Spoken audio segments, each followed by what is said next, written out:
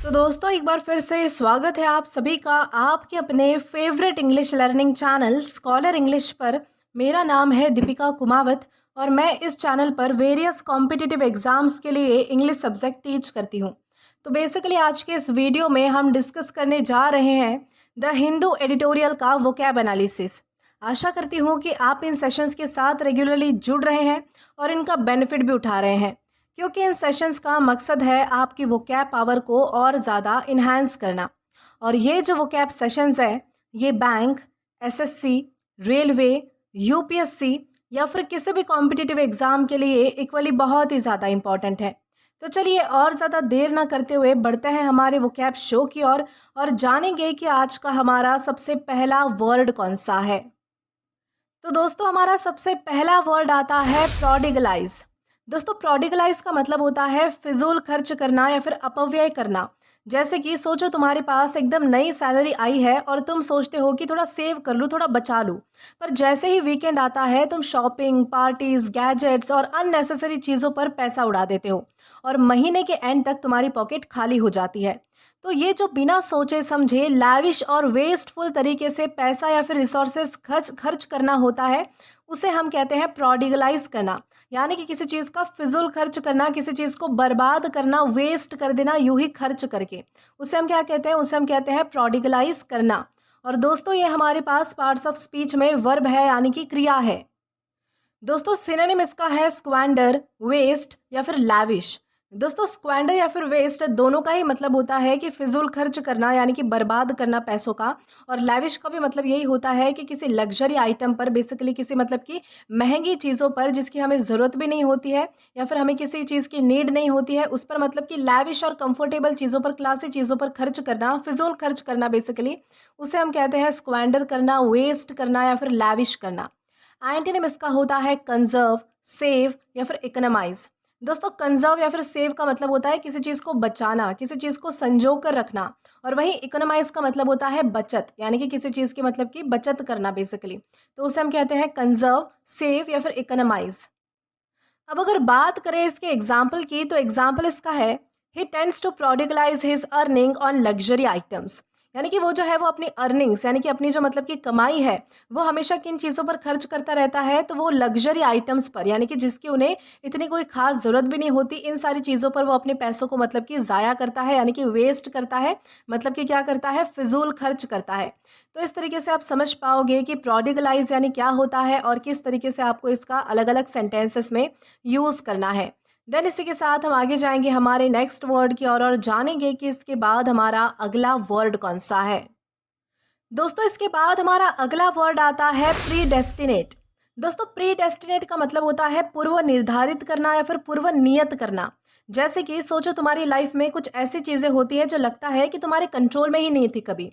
जैसे कि तुम्हारा एक पर्टिकुलर फैमिली में पैदा होना या फिर तुम्हारा एक स्पेसिफिक टैलेंट होना। ये सब तुमने चूज नहीं किया, बल्कि ये ऑलरेडी तुम्हारे अंदर आया है, यानी कि किस्मत से आया है। इसी को कहते हैं प्री डेस्टिनेट। मतलब कि कोई चीज़ पहले से ही डिसाइड या फिर फिक्स हो गई हो डेस्टिनी के थ्रू, हमारी किस्मत के थ्रू, और तुम्हें बस उस पाथ पर चलना है, उस रास्ते को फॉलो करना है।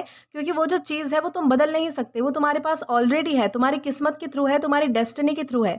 तो उसे हम कहते हैं प्री डेस्टिनेट, यानी कि जो चीज़ पहले से ही मतलब कि डिसाइड हो चुकी है हमारी किस्मत के थ्रू, उसे हम कहते हैं प्री डेस्टिनेट होना। दोस्तों ये हमारे पास पार्ट्स ऑफ स्पीच में वर्ब है, यानी कि क्रिया है। सिनोनिम इसका होता है प्री डिटरमाइन, फोर ऑर्डेन या फिर डिक्री। दोस्तों प्री डिटरमाइन या फिर फोर ऑर्डेन दोनों का मतलब होता है कि कोई चीज़ जो है वो मतलब कि पहले से ही डिसाइडेड होना, यानी कि कोई चीज़ जो है वो मतलब कि आपकी किस्मत में पहले से ही मतलब कि क्या होती है? डिसाइडेड होती है, वो उसी तरीके से होने वाली होती है। तो उसे हम क्या कहते हैं? उसे हम कहते हैं प्री डिटरमाइन या फिर फोर ऑर्डेन। वही हमारा ये जो डिक्री है, डिक्री का क्या मतलब होता है? डिक्री का मतलब होता है हुक्मनामा या फिर आज्ञा, जिसे हम कह सकते हैं, निर्णय कह सकते हैं, व्यवस्था कह सकते हैं। तो उसे हम कहते हैं डिक्री। यानी कि एक कोई पर्टिकुलर चीज़ जो है वो पहले से ही किसी ऑर्डर में, किसी मतलब कि किसी पर्टिकुलर सिचुएशन में पहले से ही सिचुएटेड होना, उसी तरीके से मतलब कि होना, तो उस इस्टेब्लिश्ड होना बेसिकली। तो उसे हम कहते हैं डिक्री, यानी कि जो चीज़ हम बदल नहीं सकते, ऐसी कोई चीज़। वहीं अगर एंटोनिम की बात करें, तो एंटोनिम की बात है, एंटोनिम है इसका लिव ओपन, फ्री या फिर अनसेटल। लिव ओपन का मतलब होता है कोई चीज़ खुला छोड़ देना बिल्कुल। फ्री मतलब होता है आज़ाद, इंडिपेंडेंट। और अनसेटल का भी मतलब होता है जो चीज़ स्थायी नहीं होती, यानी कि जिस चीज़ में फ्लक्चुएशन हो सकता है या फिर कुछ भी हो सकता है, तो ऐसी चीज़ों को हम कहते हैं लिव ओपन, फ्री या फिर अनसेटल, यानी कि जिनका कोई पूर्व नियोजन नहीं होता है, जो कभी भी बदल सकती है, उसे हम कहते हैं लिव ओपन, फ्री या फिर अनसेटल, जो कि हमारे एंटोनिम्स हैं। दोस्तों अब अगर बात करें इसके एग्जाम्पल की, तो एग्जाम्पल इसका है many religious traditions believe that our paths are predestinate. यानी कि बहुत सारे जो मतलब कि रिलीजन है, बहुत सारे जो धर्म है, उसके ट्रेडिशन में यानी कि उनके रीति रिवाजों में ऐसा माना जाता है कि हमारे जो रास्ते हैं, यानी कि हमारी जो मतलब कि लाइफ की जो मंजिल है, या फिर हमारे जो मतलब कि लाइफ में जो जो चीज़ें होने वाली है, हमारे जो रास्ते हैं, वो हमेशा पहले से प्रीडेस्टिनेट होते हैं, यानी कि मतलब कि पहले से ही तय किए जा चुके होते हैं, बस हम उसे फॉलो करते हैं। तो इस तरीके से यहाँ पर बताया गया है कि प्री डेस्टिनेट यानी क्या होता है और किस तरीके से आप इसका यूज़ कर पाओगे। देन इसी के साथ हम आगे जाएंगे हमारे नेक्स्ट वर्ड की ओर और जानेंगे कि इसके बाद हमारा अगला वर्ड कौन सा है। तो दोस्तों इसके बाद हमारा वर्ड आता है डैमरर। दोस्तों डैमरर का मतलब होता है आपत्ति या फिर विरोध। जैसे कि सोचो तुम्हारा एक दोस्त तुमसे बोलता है कि तू कल मेरे साथ गोवा चल, और तुम जो है वो तुरंत जवाब देते हो कि नहीं यार मुझे ऑफिस में बहुत ज़्यादा काम है।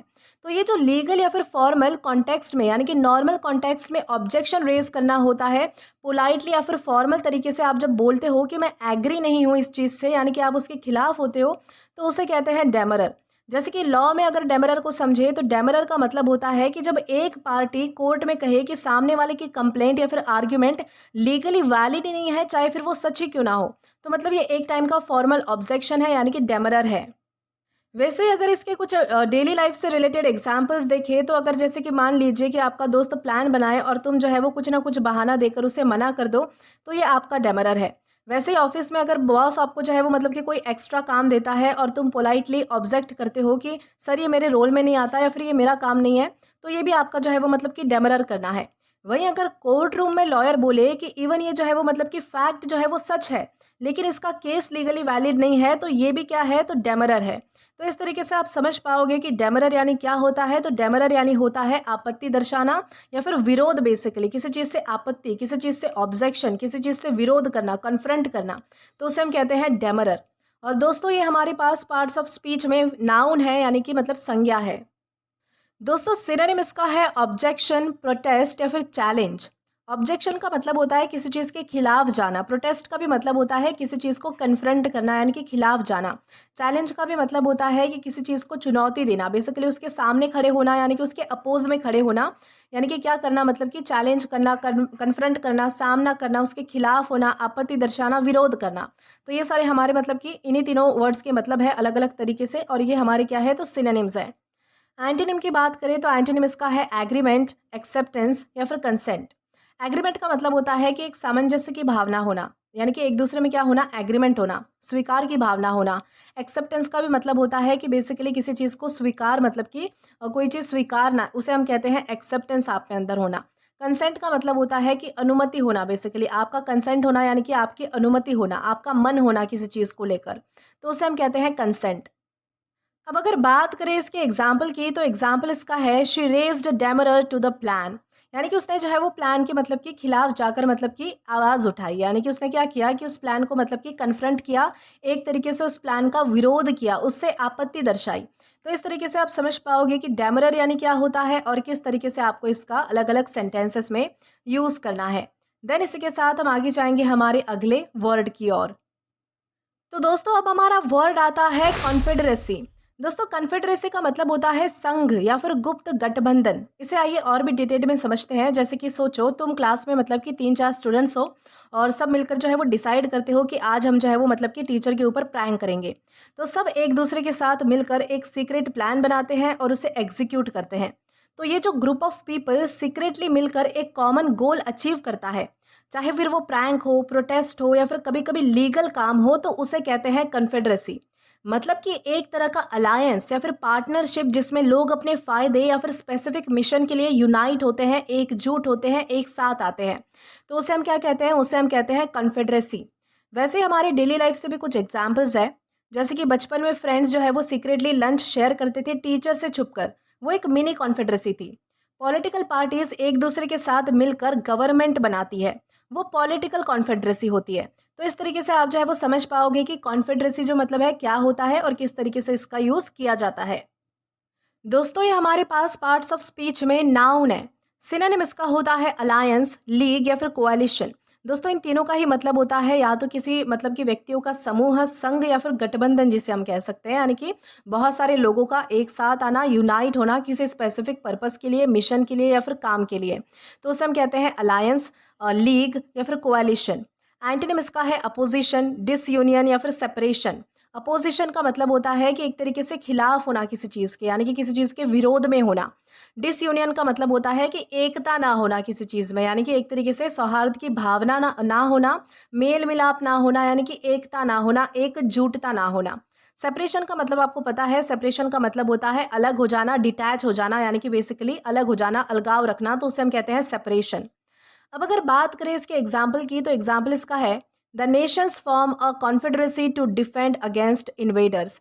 यानी कि दो देशों ने, यानी कि नेशंस ने क्या किया कि यानी कि अलग अलग देशों ने क्या किया कि उन्होंने जो है वो मतलब कि एक कॉन्फेडरेसी बनाई, यानी कि वो एकजुट हुए, एक साथ आए, मतलब कि यूनाइट हुए। क्यों? क्योंकि उन्हें जो है वो मतलब कि इन्वेडर्स यानी कि जो घुसपैठिए हैं उनके खिलाफ फाइट करनी थी, यानी कि उनको जो है वो मात देनी थी। तो इस तरीके से आप समझ पाओगे कि कॉन्फेडरेसी यानी क्या होती है, यानी कि किस तरीके से इसका यूज़ किया जाता है, आपको किस तरीके से इसका मतलब समझना है, ये सारी चीज़ें आपको क्लियर हो चुकी होंगी।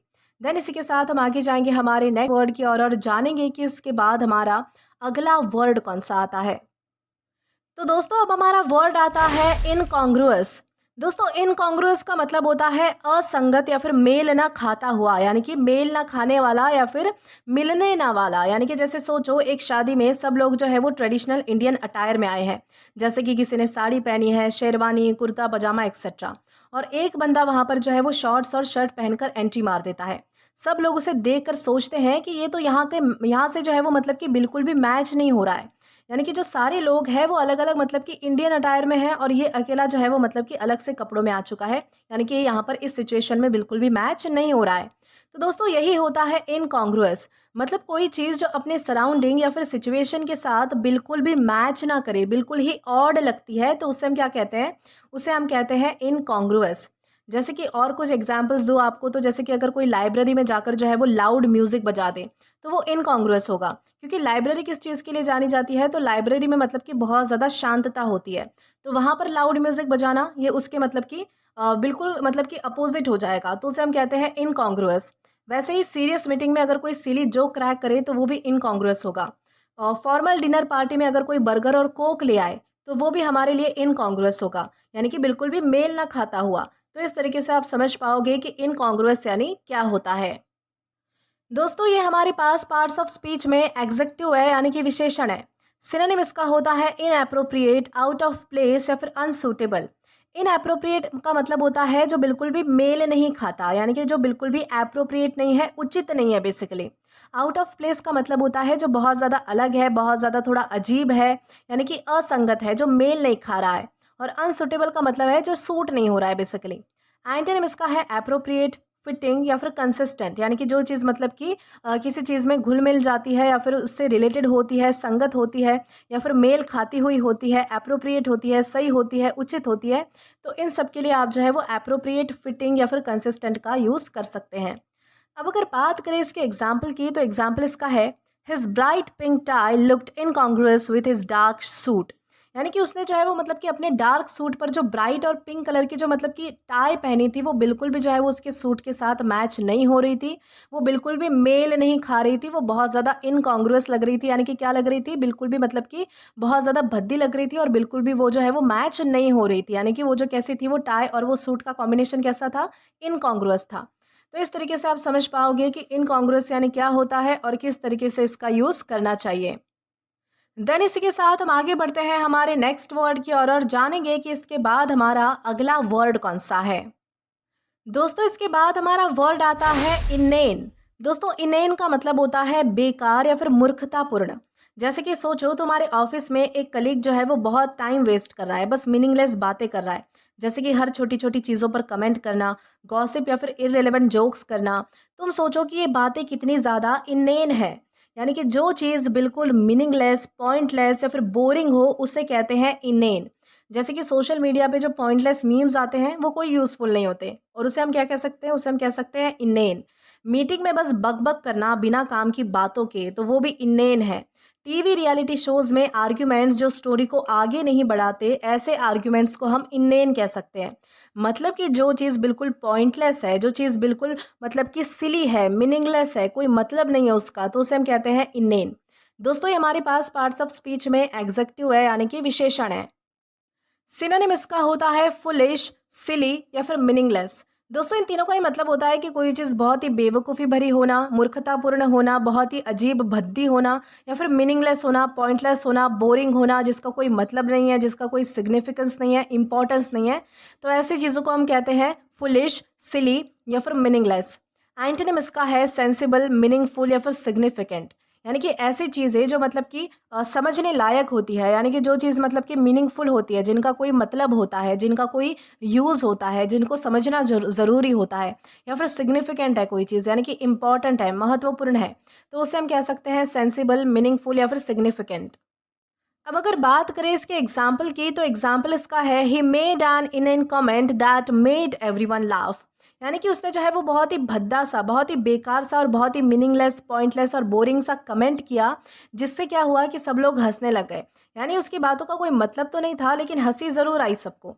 तो इस तरीके से आप समझ पाओगे कि इनेन यानी क्या होता है और किस तरीके से आपको इसका अलग अलग सेंटेंसेस में यूज़ करना है। देन इसी के साथ हम आगे जाएंगे हमारे नेक्स्ट वर्ड की और जानेंगे कि इसके बाद हमारा अगला वर्ड कौन सा है। तो दोस्तों, इसके बाद हमारा वर्ड आता है एक्सपेक्टोरेट। दोस्तों, एक्सपेक्टोरेट का मतलब होता है थूकना या फिर गला साफ करना। लेकिन इसका जो मीनिंग है वो सिर्फ यहाँ तक ही सीमित नहीं है, बल्कि जैसे कि सोचो, अगर तुम ठंडी में बाहर हवा में हो और अचानक से तुम्हारी नाक में कुछ इरिटेशन हो जाती है, तुम ज़ोर से जो है वो सांस के साथ जो है वो मतलब कि छींकते हो, या फिर जो है वो खांसी के साथ जो है वो मतलब कि सलाइवा बाहर निकल जाती है। तो ये जो बॉडी का फोर्सिबली सब्सटेंस बाहर निकलना होता है, जैसे कि सलाइवा, फ्लेम या फिर म्यूकस, उसे कहते हैं एक्सपेक्टोरेट करना। जैसे कि ठंडी हवा में कुछ पार्टिकल्स नाक में जाकर तुम्हें स्नीज करने पर मजबूर करते हैं, तो वो हो गया बेसिकली एक्सपेक्टोरेट करना बेसिकली, तो उसे हम क्या कहते हैं, एक्सपेक्टोरेट। और दोस्तों, ये हमारे पास पार्ट्स ऑफ स्पीच में वर्ब है, यानी कि क्रिया है। सिनोनिम इसका होता है स्पिट, हॉक या फिर इजेक्ट। स्पिट, हॉक या फिर इजेक्ट, इन तीनों का क्या मतलब है? इन तीनों का मतलब है कि कोई चीज़ थूकना, बाहर निकालना, इजेक्ट करना यानी कि बाहर निकाल देना, तो उसे हम क्या क्या कहते हैं? उसे हम कहते हैं स्पिट, हॉक या फिर इजेक्ट। एंटोनिम इसका है स्वैलो, इंजेस्ट या फिर रिटेन।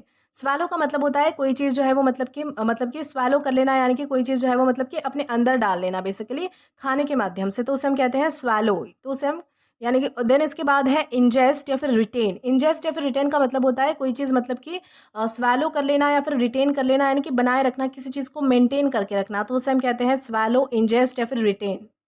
यानी कि बेसिकली किसी चीज़ को निगलना या फिर किसी चीज़ को है मतलब कि गटक लेना, या फिर इंजेस्ट कर लेना, अपने अंदर डाल लेना, या फिर बनाए रखना, किसी चीज़ को मेंटेन करके रखना, तो उसे हम कहते हैं स्वैलो, इंजेस्ट या फिर रिटेन।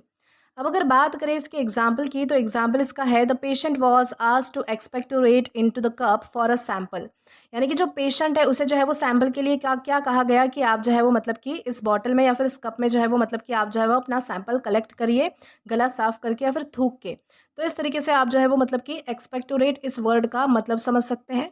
देन इसी के साथ हम आगे जाएंगे हमारे नेक्स्ट वर्ड की और जानेंगे कि इसके बाद हमारा अगला वर्ड कौन सा होता है। तो दोस्तों, इसके बाद हमारा वर्ड आता है डेस्पॉन्ड। दोस्तों, डेस्पॉन्ड का मतलब होता है निराश हो जाना या फिर हताश होना। जैसे कि सोचो, तुमने बहुत ज़्यादा मेहनत की एग्ज़ाम्स के लिए, पर रिजल्ट आने पर मार्क जो है वो बहुत ही ज़्यादा कम आ गए। तुम्हारे अंदर एकदम से होपलेसनेस और सैडनेस आ जाती है और लगता है कि जो सारी मेहनत थी, सारे एफर्ट्स थे, वो सारे बेकार ही चले गए। तो ये जो डिसहार्टन, डिप्रेस्ड और होपलेस फीलिंग होती है, उसे कहते हैं डेस्पॉन्ड। जैसे कि और एग्जांपल्स दूँ, तो जॉब के लिए बार बार ट्राई करना पर हर बार रिजेक्ट हो जाना, ये भी डिसपॉइंट होता है। स्पोर्ट्स टीम कंटिन्यूसली हार रही हो और प्लेयर्स मोटिवेट ही नहीं हो पा रहे, तो ये भी डिसपॉइंट है, क्योंकि वो बार बार निराश हो रहे हैं। कोई क्रिएटिव प्रोजेक्ट फेल हो जाए और आर्टिस्ट को लगे कि सारा टैलेंट बेकार है, तो ये भी एक तरीके का डिसपॉइंट है, यानी कि ये भी जो है वो एक तरीके की निराशा है। तो इस तरीके से आप जो है वो अलग अलग एग्जाम्पल्स के थ्रू समझ पाओगे कि डिसपॉइंट यानी क्या होता है। दोस्तों, ये हमारे पास पार्ट्स ऑफ स्पीच में वर्ब है, यानी कि क्रिया है। सिनोनिम इसका होता है लूज हार्ट, डिस्पेयर या फिर बिकमिंग डिसकरेज्ड, यानी कि बेसिकली निराश हो जाना, हताश हो जाना, बहुत ज़्यादा नाराज़ हो जाना। एंटोनिम इसका है होप, एनकरेज या फिर अपलिफ्ट। होप का मतलब होता है आशा, एनकरेज का मतलब होता है कि किसी का मनोबल बढ़ाना, बेसिकली उसको एनकरेज करना, यानी कि उसे जो है वो मतलब कि प्रोत्साहन देना। या फिर अपलिफ्ट का मतलब होता है किसी को ऊपर उठाना, ऊपर उठाना यानी कि किसी को मनोबल से ऊपर उठाना, बेसिकली उसकी जो स्पिरिट है उसको ऊपर उठाना, अपलिफ्ट करना। तो उसे हम कहते हैं होप, एनकरेज या फिर अपलिफ्ट। अब अगर बात करें इसके एग्जाम्पल की, तो एग्जाम्पल इसका है he began to despond after hearing the bad news, यानी कि बुरी खबर सुनने के बाद जो है वो बहुत ज़्यादा नाराज़ हो गया, बहुत ज़्यादा निराश और हताश हो गया। तो इस तरीके से आप समझ पाओगे कि डिस्पॉन्ड यानी क्या होता है और किस तरीके से आप इसका अलग अलग सेंटेंसेस में यूज़ कर सकते हो। देन इसी के साथ हम आगे जाएंगे हमारे नेक्स्ट वर्ड की और जानेंगे कि इसके बाद हमारा अगला वर्ड कौन सा है। तो दोस्तों इसके बाद हमारा वर्ड आता है डायलेट। दोस्तों डायलेट का मतलब होता है फैलाना या फिर चौड़ा करना।